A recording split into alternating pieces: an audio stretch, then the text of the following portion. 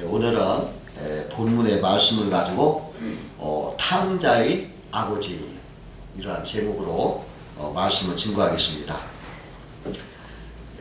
예수님은 하나님을 탕자의 아버지로 이렇게 비유하셨습니다.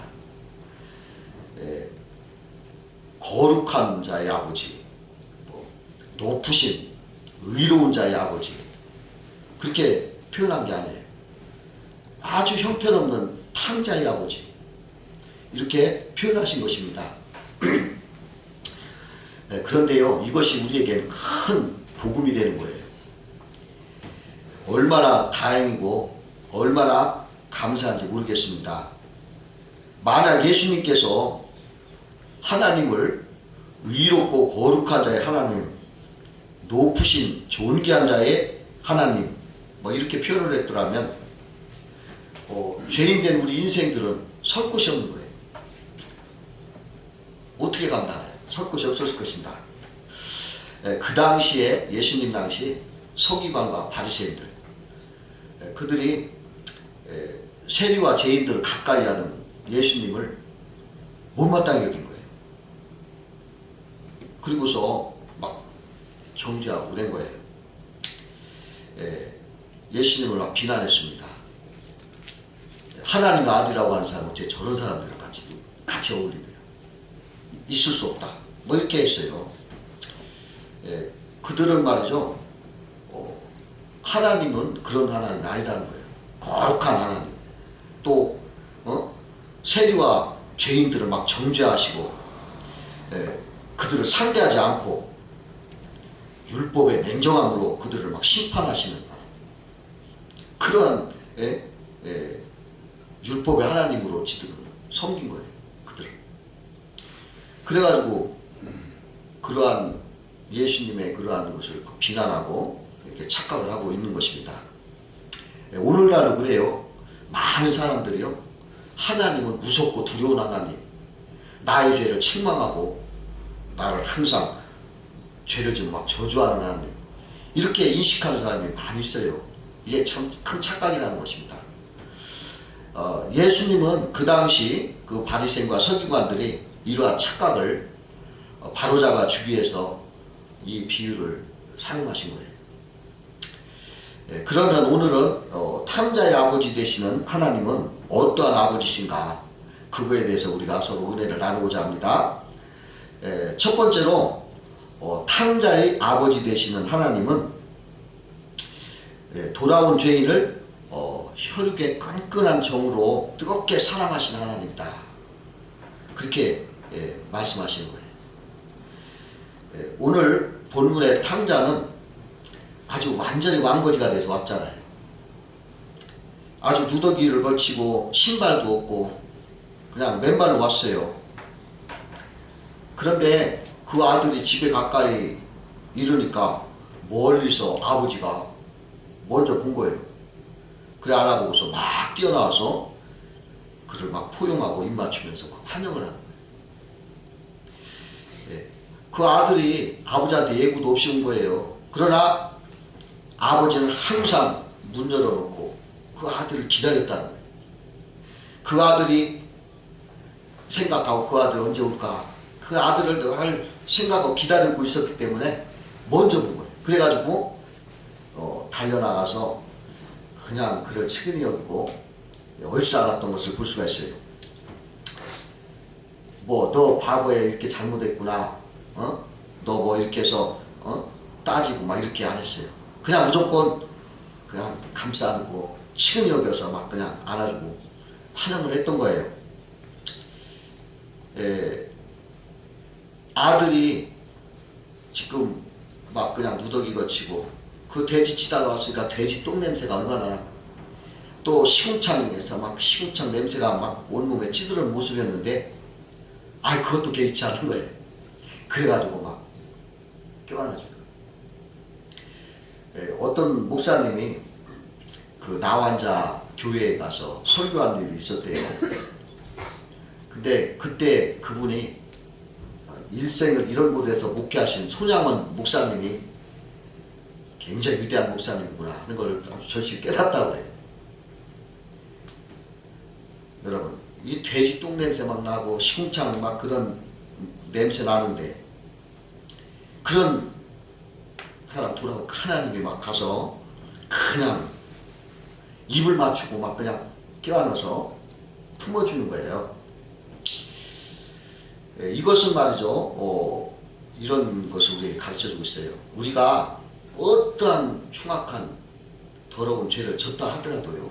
돌았으면 하나님은 그 개의치 않고 환영해 주신다. 받아주신다는 거예요. 하나님께서 용서 못할 죄인이 없는 거예요. 하나님께서 용서 못할 죄가 없는 거예요. 그냥 돼지똥으로 범벅이 되고 시궁창 빠져서 그러는 사람도 하나님은 돌아오기만 하면 그 아버지의 측은한 심령으로 받아주신다는 걸 우리에게 가르쳐주고 있어요. 참 감사하죠? 우리들도요, 집 나간 탕자예요. 사실은.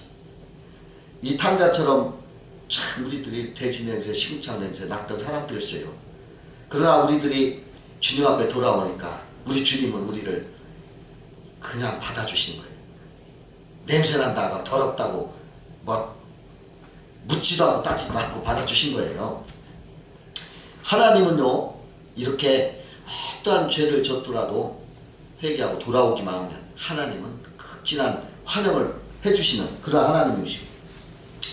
저도 언젠가 그런 체험을 했어요. 야, 하나님 아무리 그래도 나 같은 이런 죄인도 사람을 용서해 주실까? 이런 생각이 들더라고요. 근데 그냥 하나님의 말씀 그저 믿고 또 믿어서 그렇게 믿었더니 펴텄더니 과연 하나님께서 용서해 주시고 사랑해 주시고 느끼게 하더라고요. 여러분, 여러분들이 내가 볼 때 나는 정말 너무나 불결하다, 너무나 죄를 졌다, 여러분 그렇다고 절망하지 마세요. 하나님 앞에 나오면 하나님은 그냥 품어주시고 깨끗하게 해주시는 것입니다. 성경에 나오는 인물 중에서 제일 못된 그 아들이 있는데 그 압살롬이라는 아들. 그 압살롬은 그 아버지 다윗을 반역해가지고 말이죠. 아버지를 왕위에서 내쫓고 자기가 왕위를 사고 또 아버지를 죽이려고 현안이 돼가지고 막 전쟁을 일으키고 또 아버지 첩까지 막 범하는 그런 못된 아들이에요. 그런데 다윗은 말이죠. 그런 못된 아들이지만은 압살롬과 싸우러 나가는 요압에게 제발 우리 아들 압살롬을 좀 선하게 대해달라고 막 간청을 해요. 그런 못된 아들인데. 그러나 나중에 아들이 죽었다는 소식을 들으니까 막 슬퍼하면서 통회하면서 통곡을 하며 울면서 내 아들 압살롬아, 내 아들 압살롬아, 차라리 내가 너를 대신해서 죽었더면 압살롬 내 아들아, 압살롬 내 아들아, 막 이렇게 막 통곡을 하는 거예요. 여러분, 이 아버지 마음, 이러한 마음으로 하나님은 우리를 품어보셔요. 그 자식들의 그 악한 죄를 있어도 오히려 하나님은 그 자식들의 죄를 기억하는 거야 하시나 내가 더 잘못해 준 것만 기억하는 거예요. 그래가지고서 우리 인생들을 어버이 마음을 가지고 이렇게 사랑해 주시는 그런 하나님이신 것입니다. 두 번째로 탕자의 아버지 되시는 하나님은 각양 좋은 것을 주시는 사랑의 아버지이시다, 그렇게 말할 수가 있는 것입니다. 하나님은 탕자가 아버지를 거역하고 집 나간 탕자였지만은 다시 돌아왔을 때요, 가장 좋은 것으로 오늘 본문에 보는 그걸 보여주고 있어요. 탕자 스스로가 아버지, 나는 하늘과 아버지께 큰 죄를 범했으니 이제는 나는 아들아 감당치 못하겠습니다. 아들아 일컬음 감당치 못하겠으니 그저 풀꾼의 하나로만 받아주세요. 이렇게 말을 해요. 그러나 아버지는 종들에게 명하면서 제일 좋은 옷을 내어다 입혀라. 그냥 아무 옷이나 갖다 내펴라 해도 되지 않아요? 그리고서 손에는 가락지를 껴줘라. 또 발에는 신발을 신겨줘라. 그리고서 살찐 송아지 잡으라. 우리가 잔치하자. 우리 다 기뻐하자. 그렇게 해가지고 그 아들의 그 지위를 다시 회복시켜 주는 거예요. 그래가지고 기쁨을 주는 거예요. 여러분, 이것은요, 우리가 하나님을 떠나면 우리는 완전히 빈털털이에요. 여러분, 이 탕자 보세요. 하나님을 떠나니까, 아버지를 떠나니까 빈곤해지잖아요. 그리고 비참해지잖아요. 그 유대인 중에서 제일 비참한 것이 뭐냐면 그 돼지 치는 사람이에요.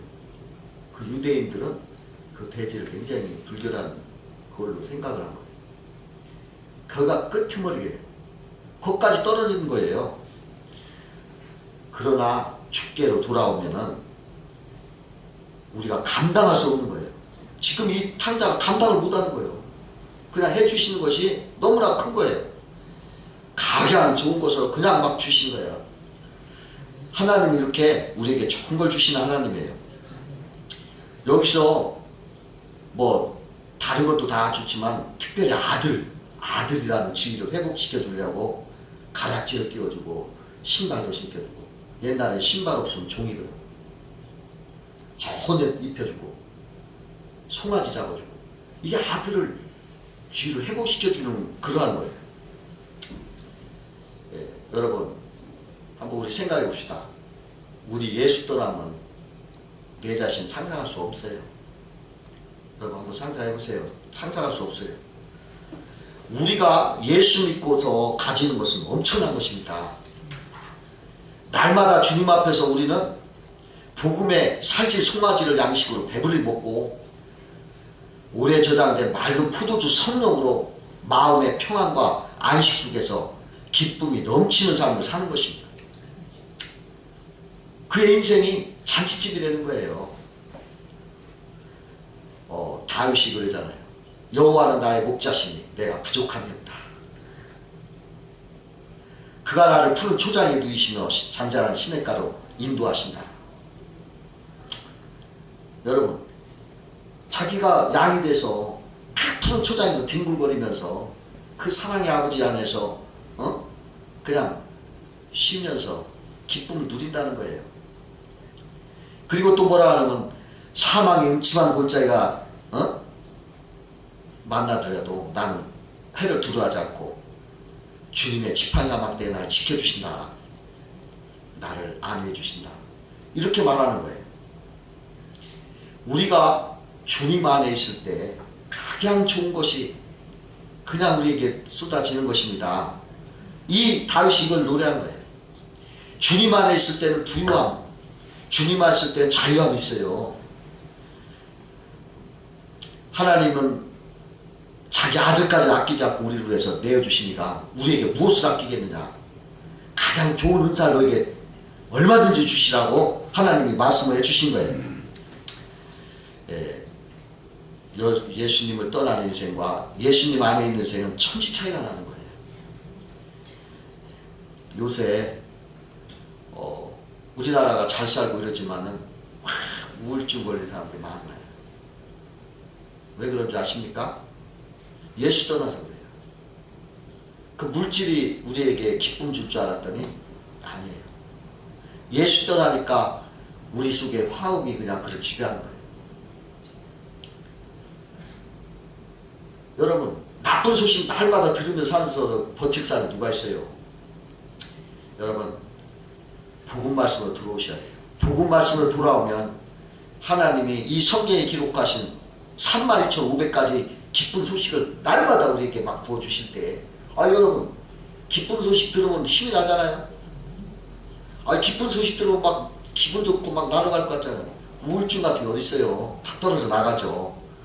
복음 말씀으로 돌아오면 그 인생은 햇빛이 쨍하고 뛰는 거예요. 청청한 거예요. 예수 안에는 이러한 기쁨이 있습니다. 돌아오는 사람에게 하나님은 가장 좋은 거 아끼지 않는 하나님. 여러분, 이걸 마음껏 누리시기 바랍니다. 그 예수를 믿을 때 이런 걸 누려야지. 이런 걸 모르고서 맨날 딱딱하게 무슨 교리나 따졌어 하면 안 되는 거예요. 이 주시는 이 살찐 송아지를, 이 양식, 말씀이에요. 네? 영의 양식. 이거 날마다 잡아먹고 우리가 기쁨으로 그냥 춤을 추고 살아야 되겠잖아요. 잔치집이 돼야 되는 거예요. 세 번째로 탕자의 아버지는 용서하고 변호해 주시는 사랑의 아버지다, 이렇게 말할 수가 있어요. 탕자의 형이 그럽니다. 아버지, 세상에 살림을 아버지가 나눠주신 그 살림을 저 창기와 함께 다 말아먹은 저 못돼먹은 아들을 위해서 아버지가 살찐 송아지 잡는 게 무슨 말입니까? 하고 불평을 하면서 나는 그 잔치 가지도 않겠습니다. 막 이렇게 동생을 송사하는 걸 볼 수가 있어요. 그러니까 아버지가 변호를 해주십니다. 이 내 동생은 죽었다가 다시 살아났고 잃었다가 내가 찾았다. 이렇게 변호해주면서 용서를 해주시는 걸 볼 수가 있어요. 사단은 언제나 믿는 자의 약점을 꼬투리라고 해요. 자꾸 안 된다고 하는 거예요. 너는 못한다는 거예요. 너는 틀렸다는 거예요. 이러한 송사가 언제나 우리 인생을 가로막고 있는 거예요. 근데 하나님은 그러한 사탄의 이러한 냉혹한 그러한 안목으로 우리를 보는 게 아니라 그냥 더 큰 은혜의 눈으로 내 아들, 이렇게 큰 은혜의 눈으로 우리를 보고 우리를 변호해 주시고 우리를 기대해 주시고 그러는 거예요. 여러분, 이거 하나님의 사랑인 것입니다. 그 베드로라는 사람이 수제자였는데도 불구하고 예수님이 잡혀갈 때 무서워 도망가 버렸어요. 그러다가 뭐 알지않지 예수님이 어떡하나 보러 가다가 어떤 계집종이 너도 그 땅이다 하니까 아니라고 거짓말 아니라고 부인해요. 또 다른 사람이 그러니까 또 아니라고, 세 번째는 막 저주를 하면서 아니라고 그러거든요. 그러고 도망갔어요. 그러고서 자기가 바닷가에서 고기를 잡고 있는데 마음에 이제 자기가 절망 속에 있었을 것 같아요. 이제 예수님한테도 이제 틀렸고 이제 다 끝난 것 같아요. 절망에 빠졌을 거예요. 그런데 예수님이 찾아온 거예요. 그리고서 베드로에게 뭐라고 하십니까? 야, 너 왜 나를 3번이나 부인했느냐? 이런 말 하나도 안 하셔요. 오히려 네가 나를 사랑하느냐? 네가 나를 사랑하느냐? 네가 나를 사랑하느냐? 3번을 물어봐요. 3번 부인했는데 하나님은 3번이나 이렇게 위로하시고 사랑의 정권만 하시는 것을 볼 수가 있어요. 사단은 언제든지 우리를 파멸로 집어넣으려고 절망을 주고 회복을 못하게 절망을 주잖아요. 근데 하나님은 언제나 그러한 인생에 찾아와서 변호해 주시고 이렇게 세워 주시는 하나님이신 것입니다. 그 예수님이 삭개오 집에 갔을 때 사람들이 막 수군거리는 거예요. 예수님이 저 죄인의 집에 들어갔다. 이렇게 막 그냥 그러는 거예요. 그런데 예수님이 그 삭개오를 품어주는 거예요. 삭개오의 그 내면을 바라보시고서 너도 아브라함의 자손이다. 모든 사람들이 손가락질하는 그 사람을 보고 너도 아브라함의 자손이다. 이렇게 변호해주고 인정해주셔요. 참 크신 사람인 것입니다. 여러분, 이 성경에는 우리의 존재가 어떠한 존재라는 걸 이렇게 알려주고 있어요.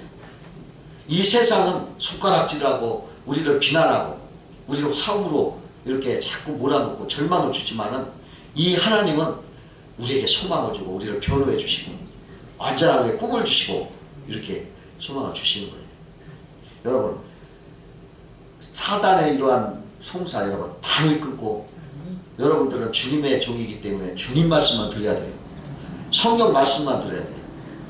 긍정적인 이 귀한 말씀만을 여러분들 믿고 가셔야지 세상의 말을 듣고 그러면 여러분 절망에 빠질 수밖에 없습니다. 사단의 말을 자꾸 들으면 다 잊어버려요. 자꾸 절망에 빠져버려요. 여러분 절망 빠지지 말고 하나님의 말씀, 소망의 말씀, 진리의 말씀에 여러분 꼭 서서 나는 진리의 말씀만 듣겠다. 여러분 결심하시고 항상 하나님의 말씀을 묵상하고 그 말씀에 순종하여 살아가시길 바랍니다. 하나님은 언제나 이렇게 우리를 변호해 주심으로 우리가 살아가는 거예요. 우리가 하나님이 이렇게 우리를 위로하시고 변호해 주지 않는다면 누구나 이 삶을 살아갈 수가 없는 것입니다. 우리와 항상 하나님 나와 함께 해주시고 우리의 잘못된 거 우리가 회개하면 다 변호해주고 응원해 주시고 다 이렇게 지켜주시는 것입니다.